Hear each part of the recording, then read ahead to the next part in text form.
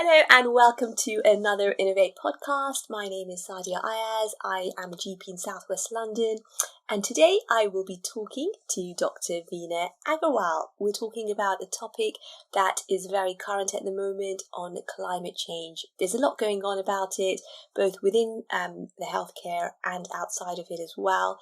Veena will be telling us a lot more about the work that she has been doing in regards to this, what it means for general practice, and what we need to be doing as GPs and GP trainees. Veena is a GP trainee currently in a second year of training in Southwest London. She completed the Chief Sustainability Officer's Clinical Fellowship Scheme as part of the Faculty of Leadership and Management last year, which was part of her work in climate change, and she'll be telling us a bit more about this as well. Veena, it's really nice to have you on the podcast today. How are you doing? Thanks so much for having me. I'm doing well, thank you. And how are you? I'm doing well, thank you. So it's such a big topic and we have a lot to cover. I'm going to move straight into asking you more about climate change. It's something we all are very familiar with. We talk a lot about it, but there's a lot more affiliation now with healthcare. Why is climate change related to health, and how does it impact on human health? There's such a broad number of ways in which climate change impacts on human health. Some of the ways in which we've seen in the UK are, for example, last summer we had a heat wave of 40 degrees which lasted for a few days, and we know that there were thousands of excess deaths in the UK and Europe during that time. We're also seeing, for example, a spread in infectious diseases. Even in the UK, Lyme disease is spreading more, and globally we're getting increases in malaria when it had been decreasing due to climate change. We see the health impacts of extreme weather events around the world, from floods to cyclones to heat waves, and many countries, such as Somalia, for example, are experiencing extreme droughts and starvation due to crop failures with climate change. We see air pollution in the UK causing 40,000 deaths a year, and air pollution and climate change are very closely linked in terms of the causes, and we know that air pollution gets worse when the temperature goes up. So human health is impacted by climate change in such a broad variety of ways, and that's the reason why healthcare professionals should care about it, know about it, and talk about it as well. Absolutely. No, this sounds like, it's a huge impact, isn't it, in so many different ways. How does the health service contribute to climate change? The NHS contributes actually 5% of the UK's carbon emissions. Wow. So we are a major contributor, and that's even more than the aviation industry.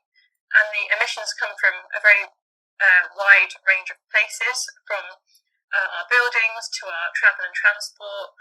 In primary care, about 60% of our emissions come from the clinical side, which is the medicines and in particular the inhalers, which we can talk about a bit more as well.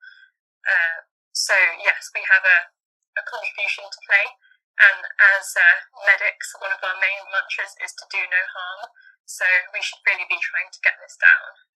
And why have we started talking about this more now? Is that just because there is much more general discussion on climate change and now this is being brought into healthcare as well?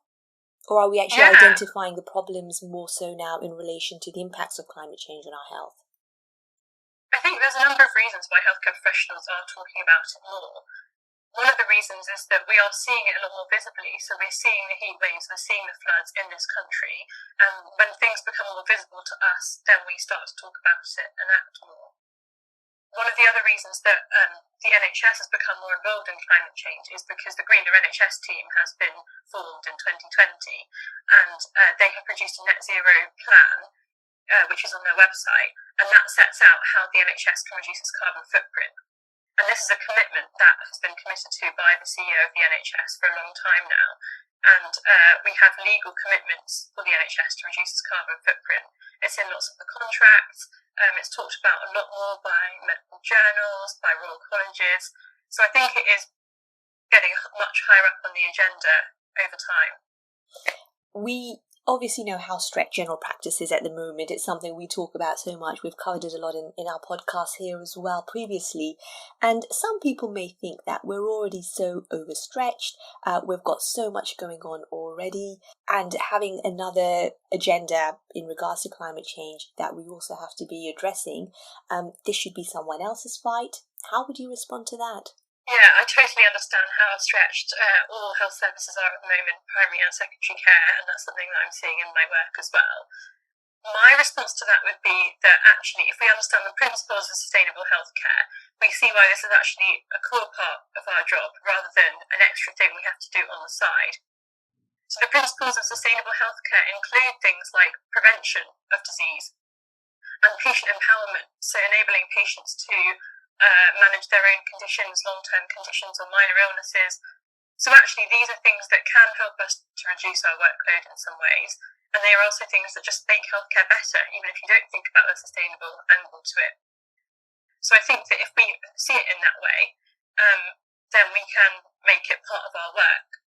And one of the leading practices that I went to visit actually through medical practice in Somerset, they've been doing a lot of sustainability for a long time and are a real leading practice on it.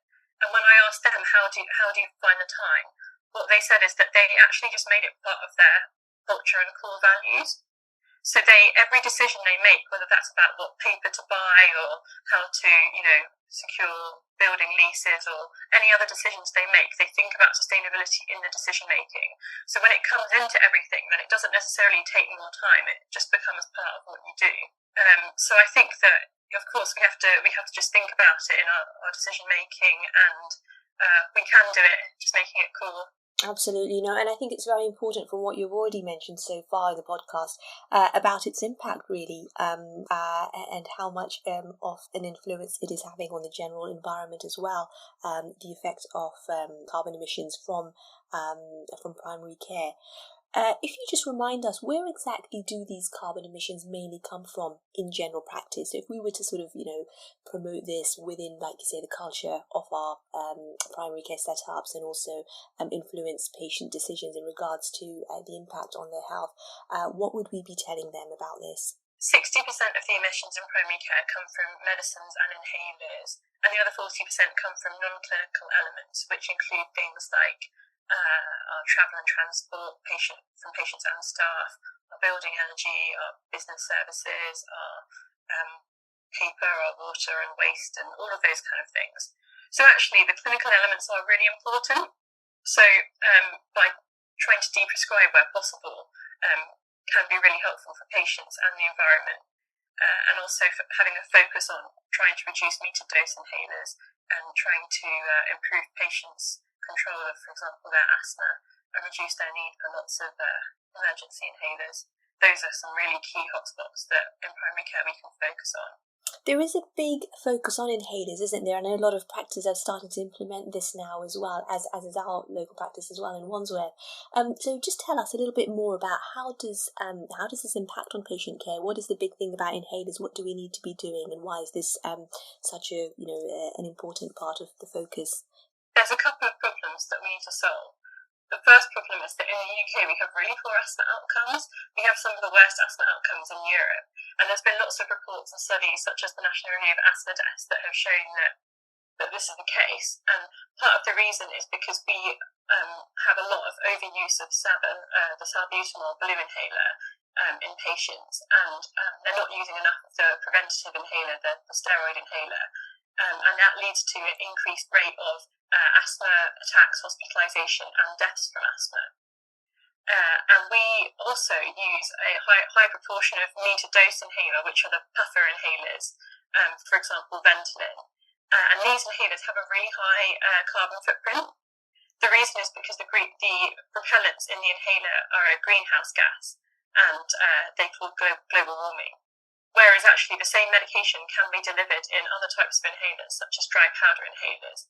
And interestingly, a lot of our European counterparts, they use a lot more dry powder inhalers to deliver the same medicines. And their asthma outcomes are often better than ours. So there may be some advantages, or at least they're not harmful. So what we're trying to do is to review patients who are overusing their salbutamol inhaler and try and see what's happening with their technique. Are they using their prevention? And are there things we can identify to help improve their asthma outcomes? And also, can we start moving patients to dry powder inhaler? And we can see the data actually in the last year or two. This has really improved, and we've reduced our carbon emissions from inhalers a lot. There's a lot of great work going on all around the country from this, and it's something that hopefully we'll see continuing to improve. Yes, absolutely. Like you say, it's sometimes just starting off with small steps, but over time you see the huge impact that they're having. What do you think are the challenges still that you're finding through your interaction with practices to get to the point where we need to be with addressing climate change and making sure that these implementations are actually put into practice? I think both staff and patient knowledge of this area could be improved, and I think it is getting there, but I think people don't necessarily know about the different types of inhalers and about what constitutes poor asthma control. And actually some studies from Asthma Lung UK have shown that inhaler technique knowledge amongst clinicians isn't particularly great in the UK either. So I think there's a lot of work, or a lot of space for education in this area. But I think it's something that there's a lot of now of tools and resources that we can use to educate ourselves, such as the Greener Practice Toolkit. So there's great opportunities for GPs and GP trainees to do this work and improve things. So, how did you develop an interest in this? How did it all start? Because you obviously mentioned, and we were chatting about this earlier on as well, your clinical fellow scheme that you took part in last year. What was the incentive for you? What was the drive? And how has that journey been for you now coming back into training, having done all of this? I wasn't always interested in climate change. In fact, I sort of didn't really see it as my problem before about 2019, and I can't believe that now. But I lived in New Zealand during one of my sort of F3, F4 years, and I really saw the impact of climate change there because the sky was filled with smoke from the Australian bushfires in New Zealand, and I found that really shocking, and I just really started thinking about it. And at the start of the pandemic, really, I started thinking about and learning about how pandemics were caused by humans essentially infringing on animals' environments and we lead to zoonotic diseases being transmitted from animals to humans. So I started to link pandemics and the environment and climate change together. And my interest just started to grow from there. And then I learnt about sustainable healthcare during my ST1 year. We had a great talk from somebody at the training programme. And then I started to do some bits in my personal life and a small project in the hospital. And then I saw the fellowship advertised and I went for that. And I was lucky to spend a year at NHS England working with both the Greener NHS and the primary care team at NHS England and worked on sustainable healthcare for a year. And I think that's really helped me to grow my confidence as a leader in sustainability and to be able to approach people and start up sustainable initiatives myself. So I think things have just grown from there. It sounds like it's been a really exciting journey and you have learned so much from it and taken on board so much that you are now providing all these really useful resources and information to practices. What would you recommend for trainees who might be interested in something like this? What was the sort of the main advantage for you in doing the fellowship scheme? What were the drawbacks, if any? And also, is there a study leave and budget for this sort of thing? Because obviously it does take up a lot of your time. Yeah, definitely. So in terms of what GP trainees can do, you asked about the fellowship, and I do recommend doing the fellowship. The applications for this year have closed, but they will be, it is going every year, so I'd recommend them to look into it for next year on the Faculty of Medical Leadership and Management, the FMLM. It's on their website and they coordinate the applications. It's a great opportunity to step out of clinical and spend a whole year working on something like this and really developing your skills as a leader and actually it really helped me to understand how the NHS works and it was very, very interesting as a year. In terms of what GP trainees can do other than that, there's if you look at the Greener Practice website, this is a network for primary care on sustainability and it's got lots of information and resources. There's also a Greener Practice trainee forum, which we set up in October. and it's going really well. We've got about 350 members now, and we have some online Zoom events, we have webinars, and a WhatsApp group. So people can share ideas, they can share challenges, and help each other from the unique position of a GP trainee. So I'd really recommend to join that. There's also some courses you can go on. You mentioned study leave and study budget, and I went on the Centre for Sustainable Healthcare course. I've been on the introduction course and the primary care course, and they're both really relevant to GP trainees. And how they run is there's a half day of e-learning. It's actually very interesting e-learning. And then there's a half day course where you bring your thoughts and ideas, and there's a small group, and the facilitators can help you to develop your ideas a little bit. So I'd really recommend the Centre for Sustainable Healthcare. I was able to book it as study leave and get the money reimbursed for it. But there are lots more online webinars and conferences and events, and we send newsletters out with details of those on the trainee forum every month. So yeah, come and join us and find out more and join the community. Absolutely, that sounds brilliant. And we will obviously have a link to some of these useful resources that you've mentioned with our podcast as well for trainees or GPs or other healthcare professionals who are interested to find out more. How does environmental sustainability fit into the GP curriculum and e-portfolio? The curriculum incorporated sustainability in March 2020, so it's been there for just over a year now, and the RCGP are looking at incorporating it into the AKT and the e-portfolio as well. So it's definitely something that trainees will need to learn. And actually, it can already fit into quite a few categories. So there's one on population health that this definitely fits into.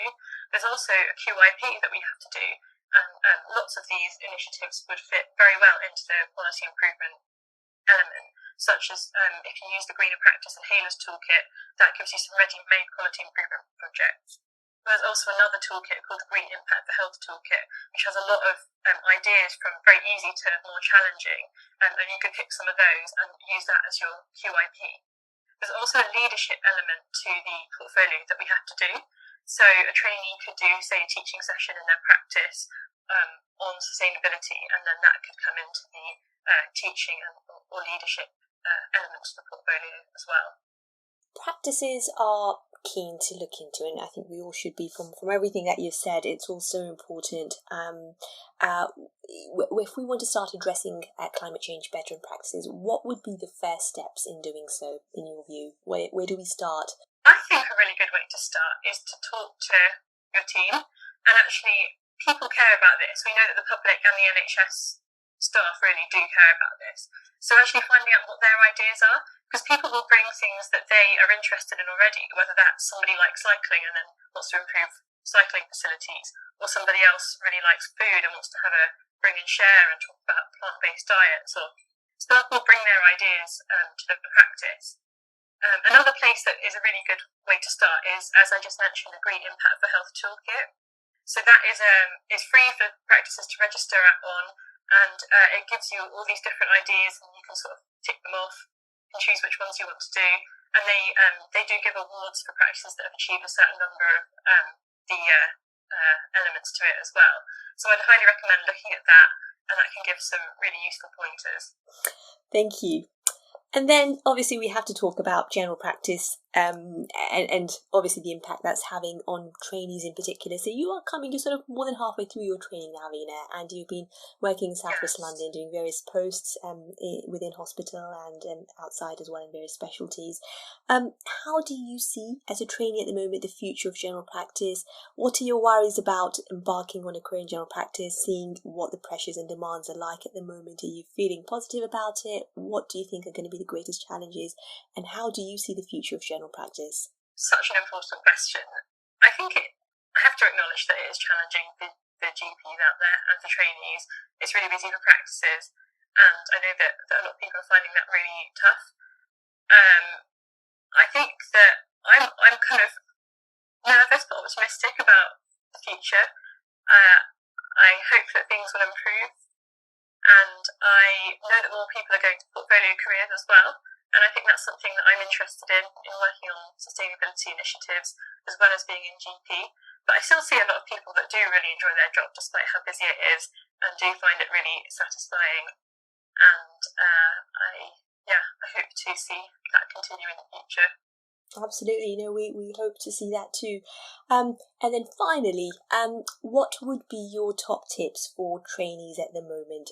From what you have learned so far in your training, through getting through exams, through managing the workload, the pressures of the portfolio, how do you feel things have progressed for you so far?